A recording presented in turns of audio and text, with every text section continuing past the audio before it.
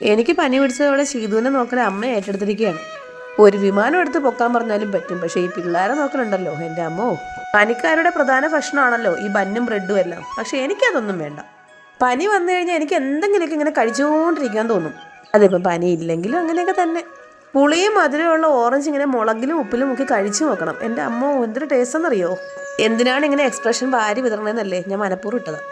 അടുത്ത പരിപാടി ഫ്രിഡ്ജിലിരിക്കുന്ന ഐസ്ക്രീം ആരും കാണാതെ കട്ട് ചെയ്യണം. അതുകൊണ്ട് ഇപ്പം ആരും കണ്ടില്ലല്ലോ എന്ന് ക്യാമറാമാൻ. പിന്നെ അമ്മ ചമ്മന്തി അരയ്ക്കാൻ വെച്ചിരിക്കുന്ന തേങ്ങ പതുക്കെ എടുത്തിട്ട് ഇങ്ങനെ പൂളി കഴിക്കണം.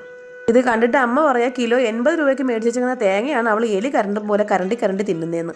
എത്ര വയ്യെങ്കിലും തുണി കഴുകാൻ കിടന്നാൽ എനിക്ക് ഭയങ്കര ബുദ്ധിമുട്ടാണ്. അന്നേരം ഞാൻ തുണി കഴുകാൻ ഇറങ്ങും. തുണി കഴുകൽ പരിപാടി ഇവിടെ സ്റ്റോപ്പ്. കാളയെ പോലെ വളർന്നൊന്നും അമ്മ നോക്കില്ല. അമ്മ നല്ല തല്ല് ചെല്ലും.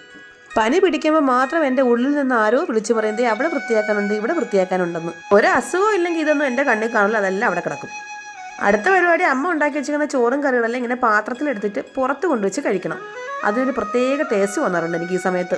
അപ്പുറത്ത് മാറി നിന്നിട്ട് അമ്മ പറയും ഇതിന് ഞങ്ങളുടെ നാട്ടിൽ പനിയെന്നല്ല തലയ്ക്ക് പ്രാന്തെന്നാ പറയാറുണ്ട്.